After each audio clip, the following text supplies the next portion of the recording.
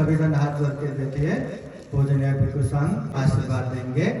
बुद्ध धम्म संघ के अनंत गुण धम्म और आशीर्वाद के अनुभाव से आप सभी के जीवन में खूब खूब सुख हो, शांति हो, मंगल हो, कल्याण हो।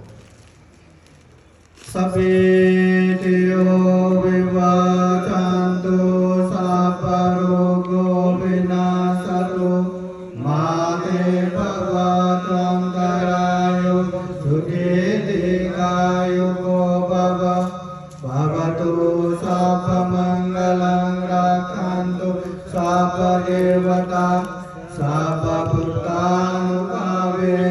सदा सुते भवन्तु ते भवतु सर्वमङ्गलं रक्षन्तु सर्वदेवता सर्वधर्मानुभावेन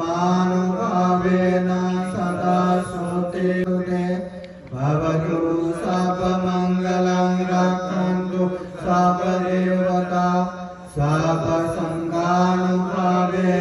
सदा सुते भवन्तु ते एचितां पतितां दुह्य समेचतु सापे पुरन्तु चेतसङ्कपचन्दो पन्नरसो यथा आयु आरोग्य सम्पत्ति सर्ग सम्पत्तिमेव च अतो निब्बान सम्पत्ति इमिनाते समेचतु साधु साधु साधु बुद्धं नमामि धम्मं नमामि संघं नमामि अहं वन्दामि सर्वदा।